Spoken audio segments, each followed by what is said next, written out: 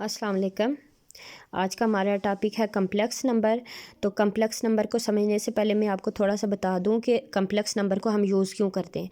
अब देखिए, हम ज़्यादातर रियल नंबर के बारे में पढ़ते हैं, कैपिटल आर से रिप्रेजेंट करते हैं। मैंने आपको पहले एक मेरी वीडियो में मैंने आपको बताया था कि रियल नंबर क्या होता है, उसकी सारी तफसील बताई थी।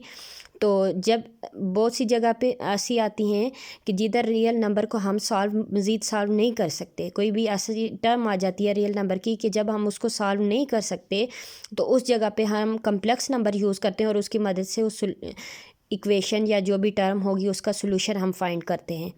अब हम कम्प्लेक्स नंबर की डेफिनेशन देखते हैं। तो उससे पहले अगर आप मेरे चैनल पे नए हैं और सब्सक्राइब अभी तक नहीं किया तो प्लीज़ मेरे चैनल को सब्सक्राइब करें और बेल आइकन को प्रेस करें ताकि आने वाली वीडियोस का नोटिफिकेशन आपको मिलता रहे। अब कम्प्लेक्स नंबर की डेफिनेशन देखते हैं हम। कम्प्लेक्स नंबर क्या है?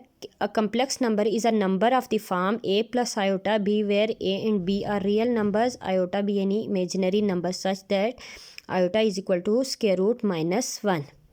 यानी हमारे पास कम्प्लेक्स नंबर किस फॉर्म में होगा? a प्लस आयोटा b की फॉर्म में होगा।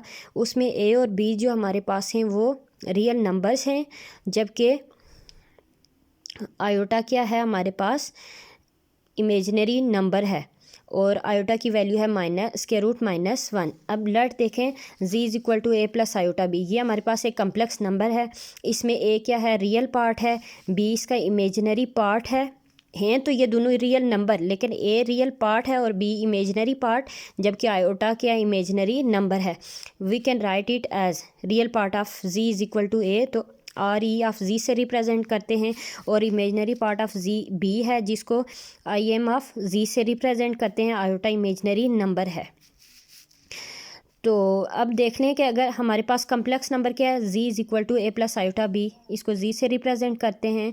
तो अगर z में हमारे पास b टर्म जो है b इज़ इक्वल टू 0 आ जाए तो z इज़ इक्वल टू हमारे पास क्या आ जाएगा? a। z is equal to a आ जाएगा, इसका मतलब z हमारे पास एक रियल नंबर है, इस रियल फॉर्म में आ जाएगा। और अगर a 0 हो जाए, z is equal to a plus iota b में z a इक्वल टू 0 आएगा, तो फिर हमारे पास z क्या हो जाएगा? प्योर इमेजिनरी, यानी z is equal to iota b होगा, तो हमारे पास प्योर इमेजिनरी नंबर आ जाएगा। अब देखें, सिंस हम लिखते हैं कि आयोटा की वैल्यू स्क्वायर रूट -1 है, तो जब हम आयोटा स्क्वायर लेंगे तो आयोटा स्क्वायर किसके बराबर हो जाएगा? -1 के बराबर होगा। देखें, हमने अब पहले एक सिंपल फॉर्म में डेफिनेशन पढ़ी है, हम अब इसकी कम्प्लेक्स नंबर की ऑर्डर पेयर की फॉर्म में डेफिनेशन पढ़ेंगे। तो ऑर्डर पेयर की फॉर्म में देख लें, हम पहले डिफ़ाइन करते हैं, फिर मैं आपको समझा देती हूँ कि देखें, कम्प्लेक्स नंबर में also be defined as order pair of real number. This a complex number is an order pair A B of real number a and b such that z is equal to close interval A B. इसको क्या बोला जाता है? Close interval A B, यानी order pair की form में ये होता है। ये हमारे पास ऑर्डर पेयर हैं, यानी पेयर्स हैं हम ब्रैकेट के, और इसके अंदर जब लिख दिया जाए स्मॉल ब्रैकेट के अंदर तो इसको हम कम्प्लेक्स नंबर बोल देते हैं। अब कम्प्लेक्स नंबर की दो नोटेशन है, या z is equal to a plus iota b, या z is equal to order pair of A B. इसमें भी दोनों रियल नंबर हैं। तो कम्प्लेक्स नंबर्स को हम सी से डिनोट कर रहे हैं, कम्प्लेक्स नंबर के सेट को। वैसे तो कम्प्लेक्स नंबर को जी से डिनोट करते हैं ना, इधर कम्प्लेक्स नंबर के सेट को हम सी अगर लिख लेते हैं तो और देखें ऑर्डर पेयर में, अब जब हम ऑर्डर पेयर की फॉर्म में लिखते हैं ना, इसमें प्लस का साइन नहीं आता, और जब ऑर्डर पेयर की फॉर्म में हम इसको नहीं लिखते तो तब हमारे पास प्लस का साइन आ जाता है, जैसे z is equal to a plus iota b। अब देखें, the order pair of 0 1 is called imaginary unit and is denoted by i is equal to 0 1।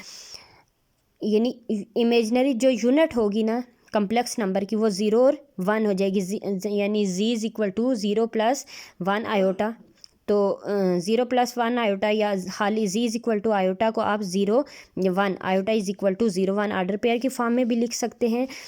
तो सेट ऑफ कम्प्लेक्स नंबर को कैसे डिनोट करते हैं? Set of complex number is denoted by C, that is C is equal to दो form में लिखेंगे, या तो ऑर्डर पेयर की फॉर्म में या सिंपल फॉर्म में। C is equal to a plus b iota where a b are real numbers and or C is equal to a b close interval की फॉर्म में, इधर भी a b रियल नंबर हैं। देखें आपने क्या पढ़ा इस लेक्चर में, आपने कम्प्लेक्स नंबर पढ़ा। अब हम कम्प्लेक्स नंबर क्यों यूज़ करते हैं कि जिधर हमारे पास रियल नंबर हमें सोल्यूशन नहीं देता किसी भी इक्वेशन किसी भी टर्म का, तब हम कम्प्लेक्स नंबर यूज़ करते हैं। कम्प्लेक्स नंबर की दो डेफिनेशंस पढ़ी। एक में पढ़ा कि आपने कम्प्लेक्स नंबर किस फॉर्म में होता है कि z is equal to a plus iota b की फॉर्म में होता है, जहाँ ए और बी आपके पास रियल नंबर्स होते हैं। ए को रियल पार्ट बोला जाता है, बी को इमेजिनरी पार्ट और आयोटा को इमेजिनरी नंबर। और दूसरा ऑर्डर पेयर की फॉर्म में आपने पढ़ा है, तो ऑर्डर पेयर की फॉर्म में क्या होता है कि G is equal to close interval A B. इधर भी ए बी रियल नंबर होते हैं, और जब हमारे पास इमेजिनरी यूनिट चाहिए हो तो वो आयोटा होता है जिसकी वैल्यू हमारे पास 0 1, यानी उसमें रियल पार्ट 0 होता है और इमेजिनरी पार्ट 1 होता है। इसके सेट को डिनोट कैसे करते हैं, C is equal to A plus B iota, A B are real number, या C is equal to bracket A B interval, इसमें भी ए बी रियल नंबर हैं। अब आप इसकी कोई भी एग्जांपल आ जाए तो मुझे उम्मीद है कि आप समझ सकेंगे। और जब देखें कम्प्लेक्स नंबर जो होते हैं इनको हम रियल की फॉर्म में भी लिख सकते हैं जब उनका इमेजिनरी पार्ट 0 हो, यानी z इज़ इक्वल टू ए है हमारे पास अगर स्मॉल ए, तो ये हमारे पास एक कम्प्लेक्स नंबर है जिसका इमेजिनरी पार्ट 0 है हम कह देंगे। थैंक यू, अल्लाह हाफिज़।